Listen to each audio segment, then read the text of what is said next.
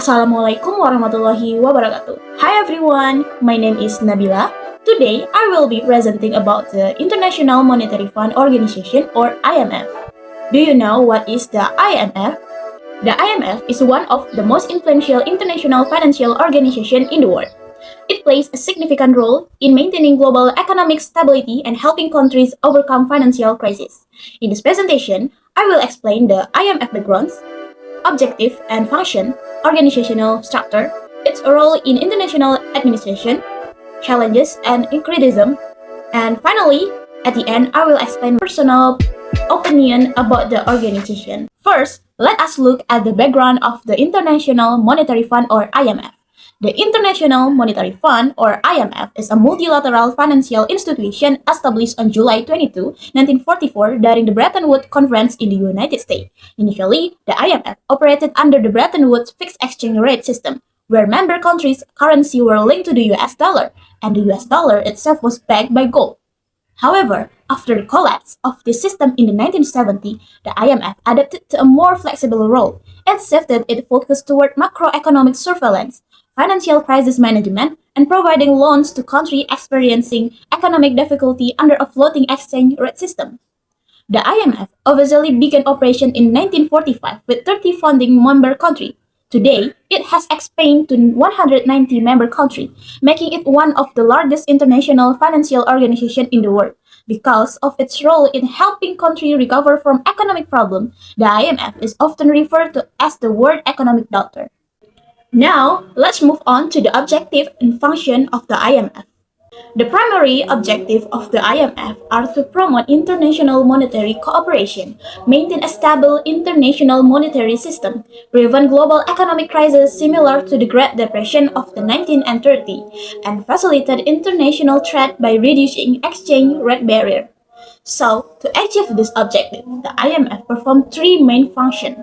The first function is providing loans to countries experiencing balance of payment difficulty. These loans help countries stabilize their economies and restore financial confidence. And the second function is surveillance. This means the IMF regularly monitor the economic policy and financial condition of its member country. Based on its assessment, the IMF provides recommendations to help maintain macroeconomic stability. So, the third function is technical assistance. The IMF provides training, expertise, knowledge transfer in areas such as taxation, fiscal management, and financial sector development. This helps countries strengthen their economic institution and improve governance. Next, I will explain the organizational structure of the International Monetary Fund. IMF has large structure, but here I will explain five levels in the IMF organization structure. At the highest level is the Board of Governors, which is the IMF supreme decision-making body. Each member country appoints a governor, usually the finance minister or central bank governor. The board is responsible for major decisions, such as admitting new members, determining quota, and allocating special drawing right or SDR.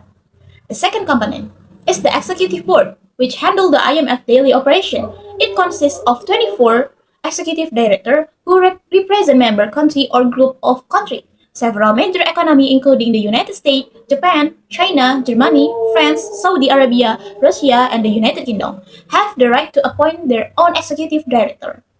The third component is the interim committee, an advisory body that meets twice a year to provide recommendation and report to the Board of Governors. And the fourth component is the Development Committee, a joint committee of the IMF and the World Bank. Its role is study and recommend policies that support economic development and financial resource transfer to developing countries. And last but not least, there is managing director who serves as the head of the IMF. The managing director is elected every 5 years and is responsible for leading the executive board and supervising the IMF staff. Now, I will explain the role of the IMF in international administration. The IMF plays an important role in coordinating global economic cooperation and maintaining international monetary and financial stability. The organization monitors the economic policies and financial condition of member countries to identify potential risks to the global economy. The IMF also provides financial assistance to countries experiencing economic crisis and offer policy recommendations to help government improve economic management and maintain stability. In addition, the IMF acts as a mediator in international financial issues, making it one of the most influential institutions in global economic. I will explain the IMF contribution to solving global issues. One of the IMF major contributions is helping countries overcome financial crises such as the Asian financial crisis of 1997 to 1998 and various debt crises in developing countries. During the COVID-19 pandemic, the IMF provided emergency financing and technical assistance to support economic recovery. The IMF also contributes to poverty reduction by helping developing countries achieve economic stability and improving living standards. Furthermore, the organization monitors the global economy and provides early warning about financial risks that could threaten global economic stability. Despite this contribution, the IMF has faced several criticisms. One common criticism concerns its strict loan condition. Countries receiving IMF assistance are often required to implement reforms such as reducing subsidy, privatizing state-owned enterprise, or cutting government spending. While these measures may improve economic stability, they can also create social hardship for vulnerable populations. Another criticism is the dominance of developed countries within the organization. Since voting power is based largely on financial contribution, wealthier countries have greater influence over decision-making process. And critics also argue that IMF as a policy recommendation sometimes fail to consider local conditions. In some cases, the organization applies similar solutions to different countries, even though each country has unique economic and social circumstances. Some developing countries believe that the IMF prioritizes market stability over social welfare, creating a trust deficit between the institution and some of its member states. Last but not least, I would like to share my personal opinion about the International Monetary Fund. In my opinion, the IMF is a very important organization for maintaining global economic stability. It provides valuable support to countries facing financial crisis and help prevent economic problems from spreading across the international system. And however, I believe that the IMF should continue to reform its governance structure. Developing countries should have greater representation in decision-making process so that their interests and perspective can be more effectively represented. And I also believe that IMF policy should be more flexible and better adapted to the specific social, political, and economic condition of each country.